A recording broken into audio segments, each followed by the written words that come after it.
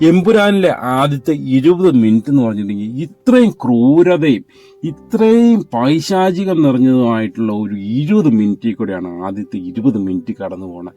ഞാൻ ചന്ദ്രനിലേക്ക് ശേഷം പിന്നെ ആദ്യമായിട്ട് പോയി തിയേറ്ററിൽ പോയി കാണുന്ന ഒരു സിനിമ കേട്ടോ. അതിൻ്റെതായ കുറേ പാളിച്ചകളും അതിൻ്റെതായ കുറേ എക്സ്പീരിയൻസ് ഇല്ലായ്മ ഉണ്ടാകും. ചിലപ്പോൾ ഇങ്ങനെ ആയിരിക്കും ഇപ്പോഴത്തെ സിനിമകൾ, എനിക്കറിയില്ല. പക്ഷേ ആദ്യത്തെ 20 മിനിറ്റ് എന്ന് പറഞ്ഞിട്ടുണ്ടെങ്കിൽ നമുക്ക് സങ്കല്പിക്കാൻ പറ്റില്ലാത്ത രീതിയിൽ അത്രയ്ക്ക് ബുദ്ധിമുട്ടുള്ള രീതിയിലാണ് ആദ്യത്തെ 20 മിനിറ്റ്. ഒരു ഗർഭിണീനെ വരെ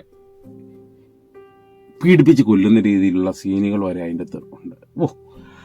എൻ്റെ അടുത്തിരുന്ന കുറേ പേരുണ്ടായിരുന്നു. ആ ആൾക്കാരുടെയൊക്കെ ബോഡി ലാംഗ്വേജോ അവരുടെ ഉള്ളിൽ നിന്ന് വരുന്ന ശബ്ദങ്ങളൊക്കെ കേട്ടിട്ട് അവർക്കും അത് സഹിക്കാൻ പറ്റില്ലാത്ത രീതിയിലുള്ള ഒരു അവസ്ഥയായിരുന്നു കൂടെയായിരുന്നു 20 മിനിറ്റ് കടന്നു പോയത്. കാരണം നമ്മളൊരു സിനിമയ്ക്ക് പോകുമ്പോൾ എന്ന് പറഞ്ഞിട്ടുണ്ടെങ്കിൽ അതും നമുക്കൊരു എൻ്റർടൈൻമെൻറ്റും മാനസികമായിട്ടും സന്തോഷം കിട്ടുന്നതിന് വേണ്ടിയല്ലേ.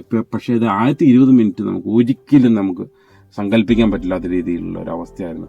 ഞാൻ ചന്ദ്രലേഖയൊക്കെ അങ്ങനെയുള്ള പടങ്ങളൊക്കെയാണ് ഞാൻ കണ്ടെന്ന് പറഞ്ഞില്ല. ആ പടത്തിലൊക്കെ എന്ന് പറഞ്ഞിട്ടുണ്ടെങ്കിൽ നായകൻ്റെ രംഗപ്രവേശം എന്ന് പറഞ്ഞിട്ടുണ്ടെങ്കിൽ ഒരു കൂടി വന്നിട്ട് ഒരു 5 മിനിറ്റുള്ളിൽ നമ്മുടെ നായകൻ രംഗപ്രവേശം ചെയ്യും.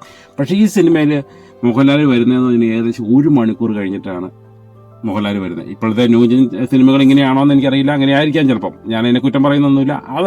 ആ രീതിയിലാണ് മോഹൻലാൽ വരുന്നത്.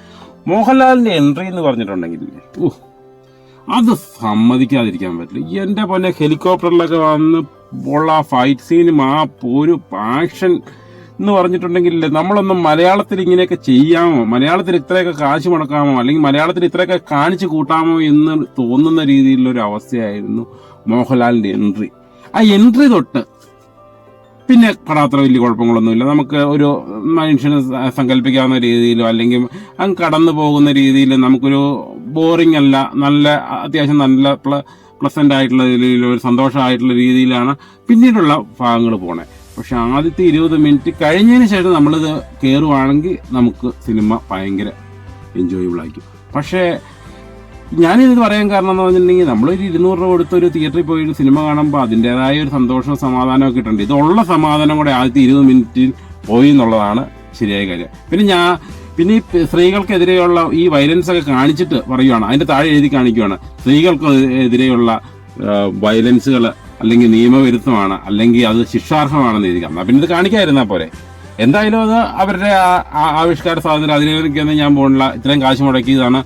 ഇത്രയും ആൾക്കാർക്ക് ഈ ഒരു സിനിമ സംവിധാനം ചെയ്തുകൊണ്ട് ഒത്തിരി കുടുംബങ്ങൾ ജീവിച്ചു പോകുന്നതാണ്. കാരണം അതിൻ്റെ ഏറ്റവും താഴെയുള്ള ജീവനക്കാരൻ തൊട്ട് ഏറ്റവും മുകളിലുള്ള ആളുകൾക്ക് വരെ ഇതിൽ നിന്നുള്ള പൈസ കിട്ടി അവരുടെയൊക്കെ കുടുംബങ്ങളൊക്കെ നന്നായിട്ട് മുമ്പോട്ട് പോയിക്കൊണ്ടിരിക്കുന്നത്.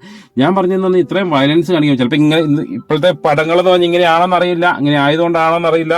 എന്തായാലും ആദ്യത്തെ 20 മിനിറ്റ് ഒരിക്കലും നമുക്ക് സങ്കല്പിക്കാൻ പറ്റില്ലാത്തൊരവസ്ഥയാണ്. പിന്നെ മോഹൻലാൽ വന്നു കഴിഞ്ഞിട്ട് പിന്നെയുള്ള ആ സീനുകളും പിന്നെ ഹിന്ദി, ഇംഗ്ലീഷ്, തമിഴ്, പിന്നെ നമുക്കറിയില്ലാത്ത കുറേ ലാംഗ്വേജുകളായിരുന്നു വരുന്നുണ്ട്. ആ ലാംഗ്വേജിൻ്റെയൊക്കെ അടിയിൽ ഇങ്ങനെ എഴുതി കാണിക്കുമ്പോൾ ആ എഴുതി കാണിച്ച് വായിച്ചാണ് നമ്മൾ മനസ്സിലാക്കുന്നത്. ആ വായിച്ച് മനസ്സിലാക്കുന്നുണ്ടെങ്കിലും നമുക്കത് ബോറിംഗ് അല്ലാത്ത രീതിയിലാണ് അതിൻ്റെ എഡിറ്റിങ്ങും അങ്ങനെയുള്ള കാര്യങ്ങളൊക്കെ. പക്ക ഒരു സിനിമ എന്നുള്ള രീതിക്ക് ആദ്യത്തെ 20 മിനിറ്റ് നമ്മൾ കഴിഞ്ഞതിന് ശേഷം നമ്മൾ തിയേറ്ററിൽ പോയി കണ്ടു കഴിഞ്ഞിട്ടുണ്ടെങ്കിൽ പടം എന്ന് പറഞ്ഞിട്ടുണ്ടെങ്കിൽ എൻജോയബിളും നല്ല അടിപൊളി പടം എന്ന് വേണമെങ്കിൽ പറയാം.